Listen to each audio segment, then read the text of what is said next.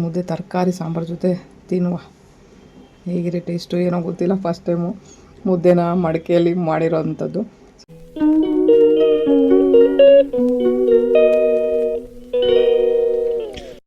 Hi hello good morning.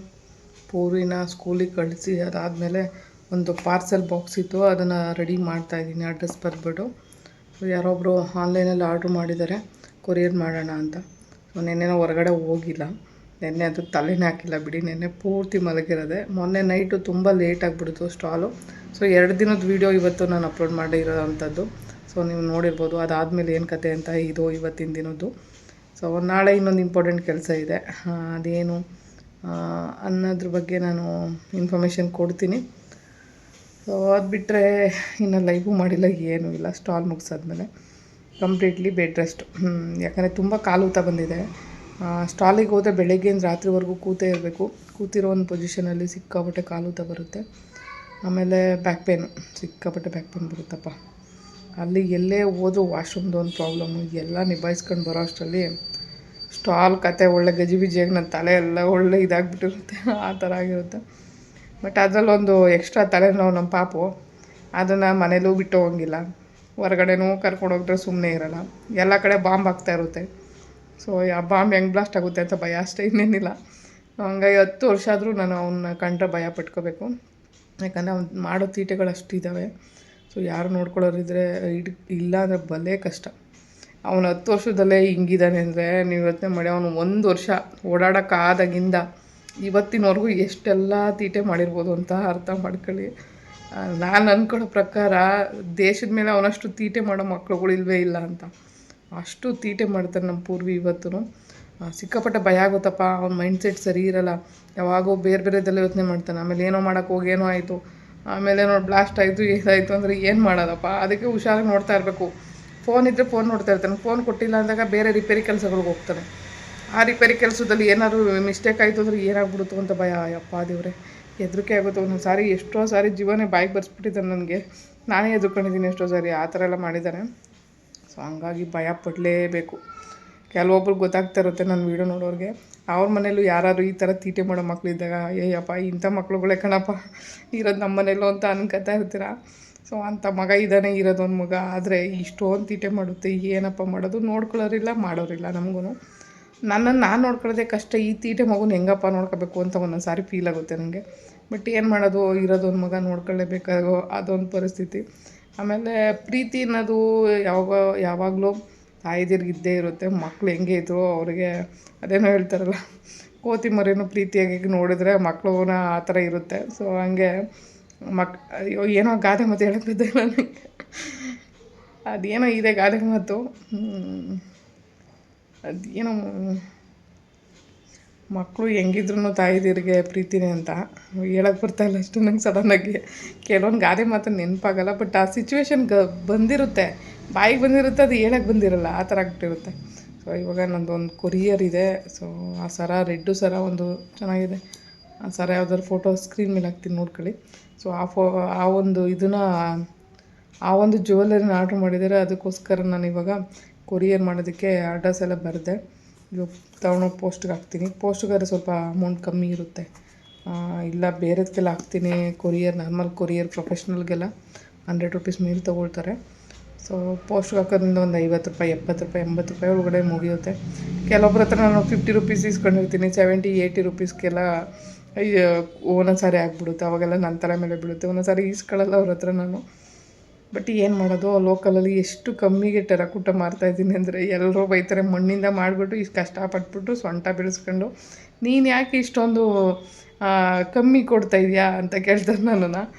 ನಾನು ಹೇಳೋದು ಅಷ್ಟೇ, ಕೆಲವೊಬ್ರಿಗೆ ವರ್ತ್ ಅನಿಸ್ಬೇಕು. ಒಂದು ವರ್ತ್ ಅನ್ಸೋದ್ಕಿಂತ ಈ ಮೆಟೀರಿಯಲ್ನ ಯಾರೂ ಅಷ್ಟು ಕಮ್ಮಿಗೆ ಮಾರಲ್ಲ. ನಾನು ಮಾರ್ತಾಯಿದ್ದೀನಿ ಅಷ್ಟೇ. 50 ರೂಪಾಯಿಂದ ಯಾರು ಸ್ಟಡ್ಸ್ಗಳು ಇದನ್ನೆಲ್ಲ ಮಾರೋದೇ ಇಲ್ಲ. ನಾನು ಮಾರ್ತಾಯಿದ್ದೀನಿ. ಬಟ್ ಆದರೂ ಇನ್ನೂ ಕಮ್ಮಿ ಕೇಳ್ತಾರೆ. ಇಷ್ಟೊಂದು 20 ರೂಪಾಯಿ ಕೇಳೋರು ಮೊನ್ನೆ ಯಾರೋ ಒಬ್ಬರು ಸ್ಟಡ್ನ. ಹೆಂಗೆ ಸಿಟ್ಟು ಬಂದಿರಬೇಕು ನನಗೆ ಹೇಳಿ. ಅಲ್ಲ, ಅವ್ರಿಗೆ ಆ ಕಷ್ಟ ಎಲ್ಲ ಗೊತ್ತಿರುತ್ತೆ, ಗೊತ್ತಿರೋರೇ ಕಮ್ಮಿ ಕೇಳ್ತಾರಪ್ಪ. ಅವಾಗ ಬೇಜಾರಾಗುತ್ತೆ. ಏನೋ ಮಾಡೋ ಒಂದು ಕಲೆಗೆ ಬೆಲೆನೇ ಇಲ್ವಾ? ಇಷ್ಟೊಂದು ಕಮ್ಮಿ ಕೇಳ್ತಾರಲ್ಲ. ಹ್ಯಾಂಡ್ಮೇಡ್ ಅಂತ ಗೊತ್ತಿದ್ದು ಅದನ್ನು ಮಣ್ಣಲ್ಲಿ ಮಾಡ್ತಾರೆ, ಅದನ್ನು ಬೇಯಿಸ್ತಾರೆ, ಅದನ್ನು ತೊಳಿತಾರೆ, ಅದನ್ನು ತೊಗೊಬಂದು ಒಣಗಾಕ್ತಾರೆ, ಮತ್ತು ಅದನ್ನು ಪೇಂಟ್ ಮಾಡ್ತಾರೆ. ಆಮೇಲೆ ಅದನ್ನು ಪೋಣಿಸ್ತಾರೆ. ಅದೊಂದು ಪೊಸಿಷನ್ ಬರೋಕ್ಕೆ ಎಷ್ಟೆಲ್ಲ ಶ್ರಮ ಪಟ್ಟಿರ್ತಾರೆ, ಎಷ್ಟು ದಿನ ವರ್ಕ್ ಮಾಡಿರ್ತಾರೆ. ಎಲ್ಲ ಗೊತ್ತಿದ್ದು 20 ರೂಪಾಯಿ ಕೇಳೋವಾಗ ಹೆಂಗಾಗಿರ್ಬೇಕು ಹೇಳಿ. ನನಗೆ ತುಂಬ ಬೇಜಾರು. ತುಂಬ ಕಮ್ಮಿಗೆ ಸಿಗುತ್ತದೆ, ಸರಿ ಕಮ್ಮಿಗೆ ಸಿಗೋ ಕಡೆ ತಗೊಂಡು ಬನ್ನಿ ಅಂತ ಅಂದೆ ನಾನು. ಎಲ್ಲೆಲ್ಲೋ ಕಮ್ಮಿಗೆ ಸಿಗುತ್ತೆ, ಎಲ್ಲೋ ಹೋಲ್ಸೇಲಾಗಿ ಕಮ್ಮಿ ಸಿಗುತ್ತೆ ಅಂತ. ಯಾವುದೋ ಫ್ಯಾಕ್ಟ್ರಿಗಳು ತಯಾರಿ ಮಾಡೋವಂಥವ್ರ ಹತ್ರ ಬರ್ತಾರೆ ಇವರು. ನಾವೆಲ್ಲ ಹ್ಯಾಂಡ್ಮೇಡ್ ಕೈಯಿಂದ ಮಾಡ್ತೀವಿ. ಆಮೇಲೆ ಕೆಲವೊಬ್ಬರು ತುಂಬ ಜನಗಳನ್ನ ಕೆಲ್ಸಕ್ಕೆ ಇಟ್ಕೊಂಡು ಮಾಡಿಸ್ತಾ ಇರ್ತಾರೆ, ಅವ್ರಿಗೆಲ್ಲ ವರ್ತಿರುತ್ತೆ, ಅವರೆಲ್ಲ ಕಮ್ಮಿ ಕೊಡ್ತಾರೆ ಅನ್ನೋ ನಂಗೆ ಗೊತ್ತಿಲ್ಲ. ಬಟ್ ಎಲ್ಲಿ ಕಮ್ಮಿ, ನಾನೇ ಹೇಳಿದೆ ಅವ್ರದ್ದು ಅಡ್ರೆಸ್ ಕೊಡಿ ಸ್ವಲ್ಪ ನಾನು ತೊಗೊಳ್ತೀನಿ ಅಂತ ಹೇಳಿದೆ. ನಾನು ಹೇಳಿದೆ ಕ್ವಾಲಿಟಿ ಮತ್ತು ಅದ್ರ ಪೇಷನ್ಸು ಮತ್ತು ನಾನು ಮಾಡೋ ಸಿಚುವೇಷನಲ್ಲಿ, ಈ ಸಿಚುವೇಷನಲ್ಲಿ ಇದ್ಕೊಂಡು ಇಷ್ಟೆಲ್ಲ ಕಷ್ಟಪಡ್ತಾಯಿದ್ದೀನಿ ಅಂದರೆ ನಾನೇನಕ್ಕೆ ಅಂತ. ಕೆಲವೊಬ್ರಿಗೆ ಹೇಳೋದು ಬೇಕಾಗಿಲ್ಲ, ತೊಗೊಂಡೋಗ್ತಾರೆ. ಕೆಲವೊಬ್ರು ಇದ್ದಾರಲ್ಲ, ಲಾಸ್ಟಿಗೆ ನಾನು ಅಮೌಂಟ್ ಹೇಳ್ತೀನಿ, ಇಷ್ಟೆಲ್ಲ ಕಮ್ಮಿನೂ ಮಾಡ್ತೀನಿ. ಕಮ್ಮಿ ಮಾಡಿದ್ರೆ ಅವ್ರು ಕೇಳದೆ ಇರೋವಾಗ ನಾನು ಹೇಳ್ತೀನಿ, ನೋಡಿ ನಾನು ಇಂಡಿಪೆಂಡೆಂಟಾಗಿ ಒಬ್ಬಳೇ ಇರೋದು, ನನ್ನ ಮಗು ಇದ್ದಾನೆ ಜೊತೆಗೆ, ನಾನು ಒಬ್ಬಳೇ ಇದ್ಕೊಂಡು ನನ್ನ ಮಗುನ ನೋಡ್ಕೋಬೇಕು, ಅವನು ಸ್ಕೂಲಿಗೆ ಹೋಗ್ತಿದ್ದಾನೆ.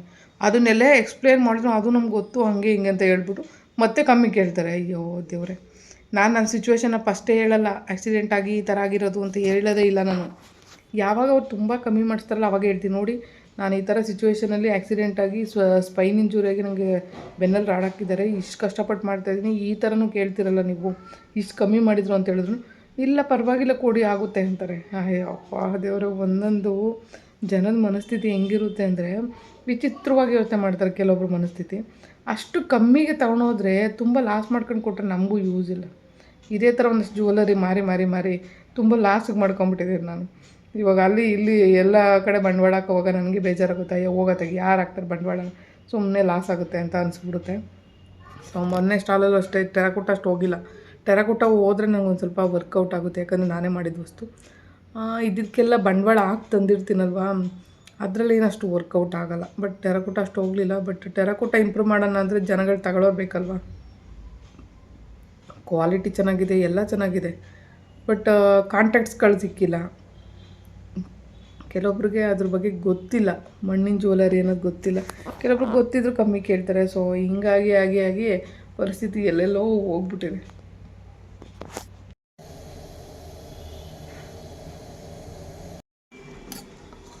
ಒಳ್ಳೆ ಬಿಸಿ ಬಿಸಿ ಮುದ್ದೆ ರೆಡಿಯಾಗಿದೆ. ಆ್ಯಕ್ಚುಲಿ ಇವತ್ತು ಮಡಿಕೇಲಿ ಮಾಡಿದ್ದೀನಿ ಮುದ್ದೆನ.